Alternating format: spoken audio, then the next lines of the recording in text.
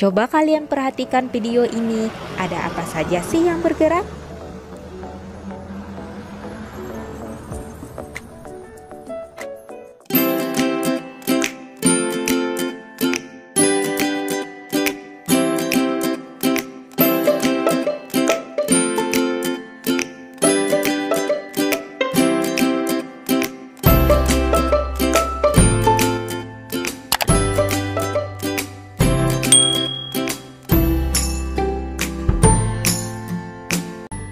Assalamualaikum warahmatullahi wabarakatuh. Bagaimana kabar kalian hari ini? Semoga sehat-sehat semuanya. Selamat datang di kelas IPA.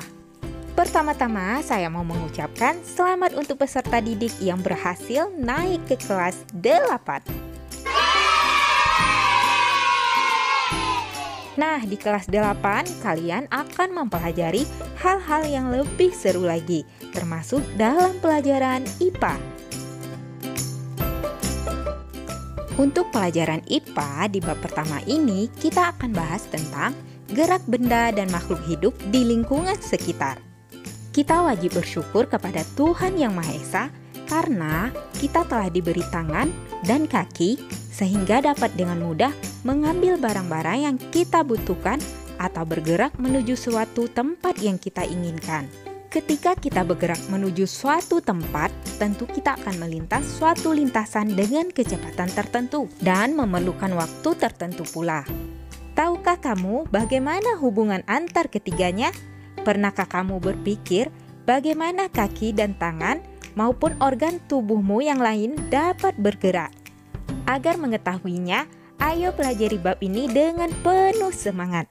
Oke, mari kita masuk materinya. Gerak benda dan makhluk hidup di lingkungan sekitar. A. Konsep gerak.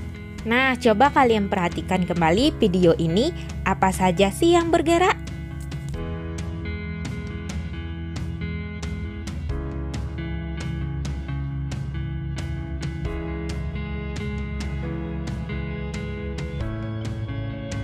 Ya, betul sekali. Ada mobil dan juga burung.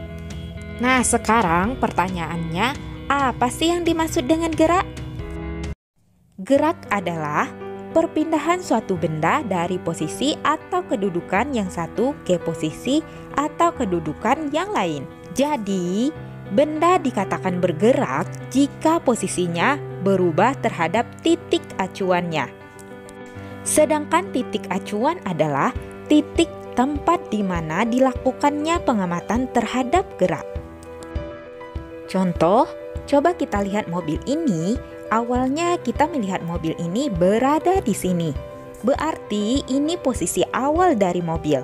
Kemudian mobil bergerak sampai di sini. Jadi ini merupakan posisi akhir dari sebuah mobil.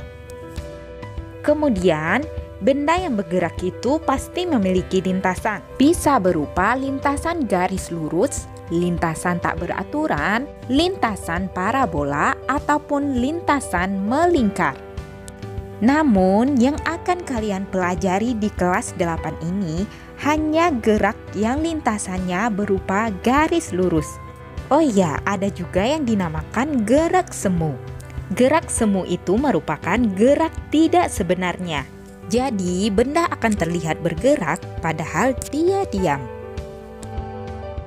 Contohnya, ketika kalian sedang berkendaraan, naik mobil atau motor misalnya. Kemudian, coba perhatikan pohon atau rumah yang ada di pinggir jalan. Pohon atau rumah itu akan terlihat bergerak padahal dia diam. Nah, itulah yang dinamakan gerak semu. Oke, kita perhatikan gambar ini. Dari rumah ke toko kue itu jaraknya 10 km. Kemudian, ada mobil yang akan bergerak dari rumah menuju toko kue. Artinya, mobil ini menempuh jarak 10 km. Jadi, bisa kita simpulkan, jarak adalah panjang lintasan yang ditempuh oleh benda. Gimana, dapat dimengerti? Selanjutnya, kita masuk ke perpindahan. Perpindahan adalah perubahan kedudukan atau posisi suatu benda terhadap titik acuannya dengan memperhatikan arah perubahan posisi benda tersebut. Jadi, perpindahan ini hanya memperhatikan posisi awal dan posisi akhir benda. Kemudian, perpindahan ini termasuk besaran vektor ya, karena ia memiliki nilai dan arah. Coba kamu perhatikan contoh ini.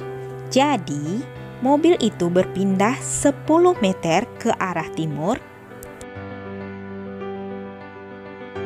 Sekarang coba perhatikan jika mobil tersebut bergerak dari rumah menuju toko kue, kemudian kembali lagi ke rumah. Maka perpindahan tersebut adalah 0. Mengapa demikian? Karena posisi awal mobil dan posisi akhir mobil sama. Nah, supaya lebih paham dan jelas lagi, saya akan kasih contoh soal berikut ini. Contoh soal, sebuah mobil melaju dari rumah ke arah timur sejauh 3 km. Kemudian berbelok ke arah selatan sejauh 4 km menuju toko kue. Pertanyaannya, A. Tentukan jarak yang ditempuh mobil dari rumah ke toko kue. B. Tentukan perpindahan mobil dari rumah ke toko kue. Oke, kita kerjakan sama-sama ya. Untuk mempermudah, kita gambar dulu arah mata anginnya. Sebuah mobil melaju dari rumah ke arah timur sejauh 3 km. Seperti ini konsepnya. Kemudian berbelok ke arah selatan, selatan itu ke arah bawah ya, 4 km menuju toko kue. Pertanyaan yang A, tentukan jarak yang ditempuh mobil dari rumah ke toko kue. Nah, kalau ditanyakan jarak, tinggal dijumlahkan saja. Kenapa ditambahkan? Karena jarak itu adalah panjang sebuah lintasan. Rumus jarak dalam fisika dilambangkan X atau S. Secara matematis, rumus jarak adalah X sama dengan X1 ditambah X2 ditambah X3 ditambah X4 ditambah X sekian-sekian ditambah Xn, atau bisa juga kalian pakai lambang S sama dengan S1 ditambah S2 ditambah S3 ditambah S4 ditambah S sekian-sekian ditambah Sn. Jadi, rumus tersebut berlaku untuk semua arah gerak benda, baik yang segaris, tegak lurus, maupun sembarangan arah. Nah, kita langsung jawab yang A. Jarak kita pakai lambang S sama dengan S1 ditambah S2. S1-nya 3 km ditambah S2-nya 4 km. Kita tambahkan 3 km ditambah 4 km sama dengan 7 km. Jadi kita udah menemukan jaraknya adalah 7 km. Berikutnya kita jawab yang B, tentukan perpindahan mobil dari rumah ke toko kue. Nah, yang bagian B ini ditanyakan perpindahan. Perpindahan itu sendiri bisa kita pakai lambang delta X atau delta S. Untuk perpindahan, tinggal lihat saja posisi awal dan posisi akhir. Setelah itu, kalian tarik garisnya. Kalian lihat di sini terbentuklah sebuah segitiga. Jadi, perpindahannya bisa kita cari dengan menggunakan rumus Pythagoras. Perpindahan kita pakai simbol delta S sama dengan akar A kuadrat ditambah B kuadrat.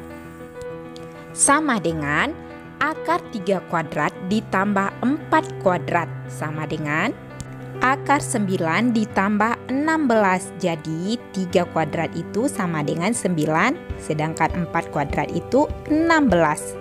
Kemudian 9 ditambah 16 sama dengan 25. Akar dari 25 sama dengan 5 km. Jadi, perpindahan mobil tersebut dari rumah ke toko kue adalah 5 km. Oke, untuk lebih jelasnya lagi, sebagai bahan evaluasi kalian kerjakan contoh soal ini.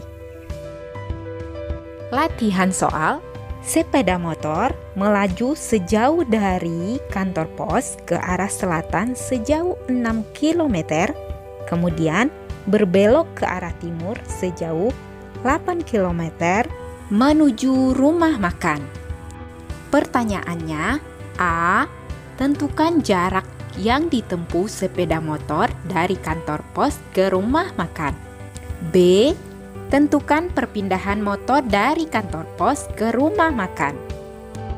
Nah, itu dia contoh soalnya. Silahkan kalian kerjakan dengan cara contoh soal yang sudah kita kerjakan tadi. Nah, itu dia materi kita kali ini. Kurang lebih mohon maaf. Terima kasih, semoga bermanfaat. Tetap selalu support channel kami dengan cara like, comment, subscribe, dan aktifkan notifikasinya biar tidak ketinggalan video-video terbaru dari kami. Dan jangan lupa juga untuk share ke media sosial lainnya. Terima kasih. Assalamualaikum.